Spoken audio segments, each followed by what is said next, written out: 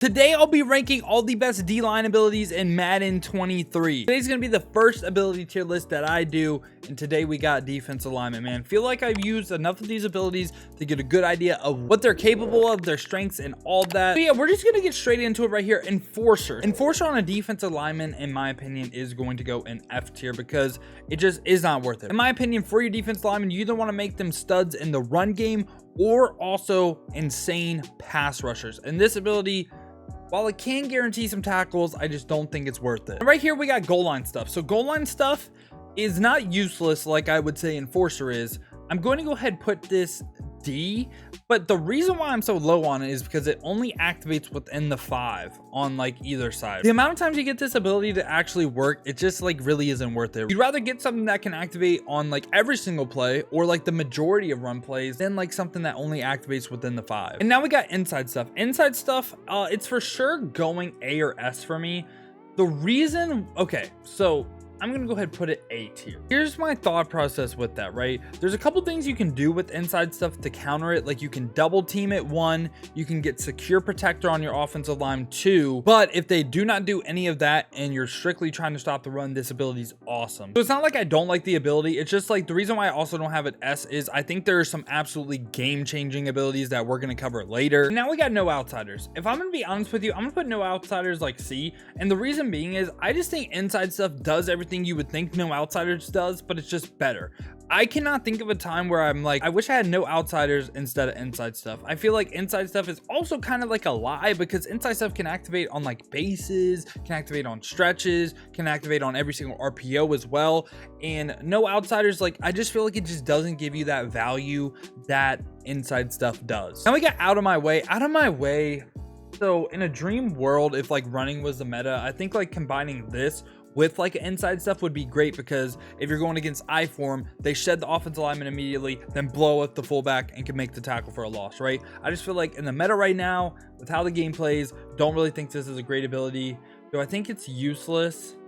Yeah, it's kind of like Enforcer for me. I just prefer this on like a linebacker or something like that. I just think it's kind of not worth it. Then we got Reach Elite. Reach Elite allows you to basically make tackles or sacks while engaged with the block. Pretty decent. I'm gonna go ahead and put it on the no outsiders level. Again, it's not really like quite useless, but I don't quite think it's overpowered either. I think C tier is a good spot for it. Now we got Run Stopper. So Run Stopper, in your mind, when you read the description or when you read the name of the ability, you're thinking this is a run stopping ability, right?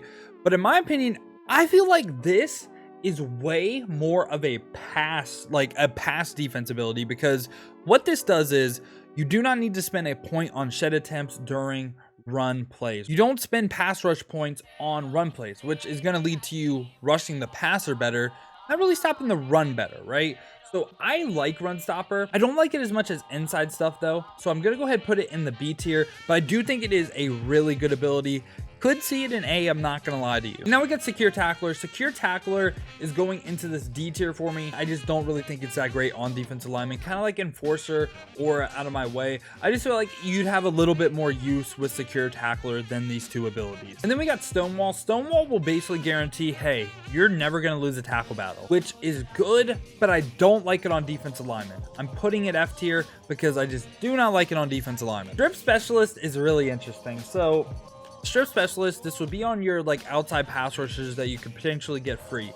Very high turnover potential. I don't quite think it's an overpowered ability. I'd say top into C. I just like Run Stopper a lot better than it. Like it has potential for sure. Like if you can consistently get it to work, I could see like B or A. But for like the average player, the average defense, this is gonna be like a C tier ability or even probably like an F tier ability that you're really not gonna even notice unless you have a defense that can constantly get someone free and then you click on and you strip the ball from them. That's really the only time you're gonna notice it. So I'm gonna put it in C. Now I got Tackle Supreme. So Tackle Supreme is like Secure Tackler plus Enforcer, but I'm gonna put it F tier. The reason being is an Ultimate Team, it's just too high in AP as well, so I just don't really see the point. But I mean, if you're playing like CFM or something, I mean, I like this ability way better as like a linebacker than a defensive lineman, so that's why I'm low on it. I just don't like it for defensive linemen. I actually lied. Tackle Supreme is Secure Tackler plus Unfakeable.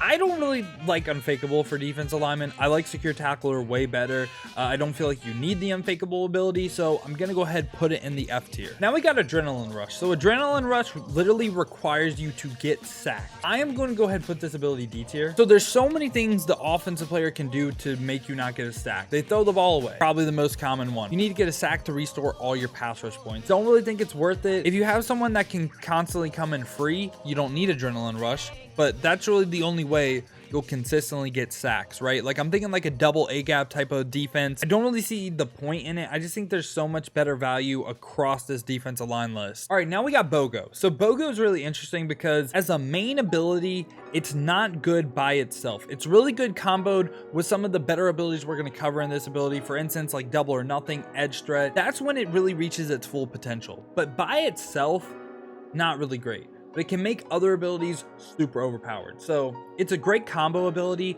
I'm gonna go ahead and put it in the B tier. I wouldn't run it by itself. I mean, it's not the worst thing to run by itself, but comboing it with like a double or nothing or an edge threat, that would really take your pass rusher to the next level. Defensive rally I like. So this will give you a bonus point to your defensive line on 3rd and 4th downs. I like it putting it C. I just like these abilities a little bit more than it. It's not like you're guaranteed to get a sack on 3rd or 4th down. It's not the worst ability in the world. I can definitely see why you would run it. It's not a bad ability. I'm not like crazy high on it. All right, now we get double or nothing.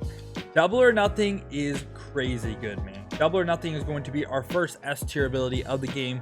This is an ability that can make your pass rushers go absolutely crazy, man. I think if you want to be able to send 3 in this game as a defensive player, you need double or nothing or some of the next abilities we're going to cover. And again, double or nothing plus bogo is kind of ridiculous. I feel like double or nothing this year, you get way more of the double, and I feel like last year you got way more of the nothing. So I really think double or nothing makes a huge difference on defense, and you definitely notice a boost in your pass rush. All right, so the next 2 abilities, they look the exact same. It's going to be edge threat and edge threat elite. I'm going to go ahead and rank these at the same exact spot. So we'll call this regular edge threat S tier. We'll call this edge threat elite S tier. So regular edge threat is really, really good this year. Now, if you've been watching the channel, I did a flip-flop on edge threat twice. So when the game first dropped, I said it was the best ability in the game, but then Bruce Smith LT came out in Ultimate Team, used edge threat, and it was terrible for like a couple days. The reason why I am now high on it again, there was something in the patch. They tried to patch the 3-3 loop blitz, and it had to do with tackles, like how they engage with defensive ends.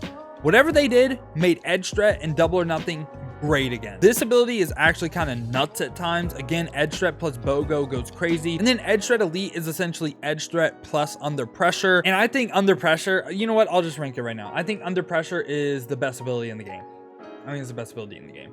It really depends on the defense. Under pressure leads to so many turnovers. Like if you think strip specialist will lead you to turnovers, under pressure, the amount of times you will get like a pressure and accurate that will literally just go straight to your defense is crazy. And yeah, I don't know if I'm going to put any more abilities in this S tier. I love all these abilities. I think edge threat elite probably is going to be the best in the game when it can come out in the Ultimate Team.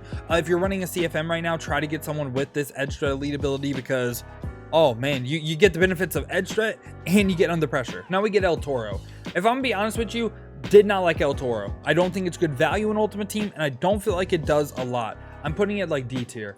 I don't think it's quite useless, but I did not notice it at all. Extra credit is kind of similar to what I said about bogo. It's not a good main pass rush ability, but comboed with like a double or nothing takes your pass rusher to the next level. And I have to say the same thing about instant rebate right here, because again, instant rebate this time, you're refunded a pass rush point when you successfully shed blocks. So whether that be in the run game or the pass game, you basically get a pass rush point back. Now we get Mr. Big Stop. I'm going to put this a tier below defensive rally. I really did not like it when I used it, to be honest with you. I really didn't even notice it. But this ability will allow your defensive linemen to start with half their pass rush points on 3rd and 4th down. I don't quite think it's a guarantee. I'd rather use defensive rally because it can boost my entire defensive line compared to only one pass rusher. All right, now we get the interesting ones. So Ripper, Speedster, Spinner, and Swim Club. These abilities are interesting because in years past, like Ripper, Spinner, Swim Club would all be F tier easily because they wouldn't even activate unless you use their pass rush. They activate this year on their own, and I think so, like they're good value. I'm gonna put Ripper in B tier. I definitely noticed Ripper a lot. Like I have a gameplay, I think it's my first No Money Spin episode where I have Ripper, or it was a Spinner on Brian Burns, and that dude shedded like crazy, and he was lighting up as well. So I'm gonna go ahead and put these all in the B tier. Again, I just think they're all like they're all good. Like they're 1 AP, and I think they provide value, which is good enough to be in this B tier. I'm gonna move Run Stopper up into A tier. I feel like this tier right here is like kind of like all like the value type of thing. And now we get Unpredictable. Unpredictable, if you can get this ability for 1 AP, like it's A. You're less likely to increase your blocker resistance. Basically, again, a good combo ability. I find this ability to be good as a standalone ability as well. I really liked it last year. Last year was an S tier ability for me, but that was when like Edge Shred, Double or Nothing, and Edge Shred Elite just all kind of sucked. Now it's back into the A tier, but I think it's a really good ability to run on your defensive lineman. All right, now is where I'm gonna make someone mad, because this is the one, these are the two abilities that I have not used. So I'm gonna have a tier for have not used. I haven't played a ton of CFM, right? I've really just played Ultimate Team, and I tested like pretty much all these abilities out on my own. So this is pass committed, this is run committed. Let me know down in the comments if you have used these abilities. Let me know how good they are, because if I had to guess, I think run committed is terrible, because it should already do that. But I think pass committed could be like up in this B or like A tier. I feel like it could be really, really good, but again, I just have not personally used it this year. But yeah, this is the first ability tier list. Let me know down in the comments what position group you want to see next. If you did enjoy the video though, make sure to go ahead, leave a like and subscribe. If y'all want to see me use some of these abilities live, make sure to go ahead, check the links in the description, hit that Twitch with a follow. We've been grinding the streams over there, so I greatly appreciate it. I do appreciate y'all clicking onto this video though. If you want another video to watch, check this one right here. I use Drew Bledsoe in my all Madden Super Bowl game.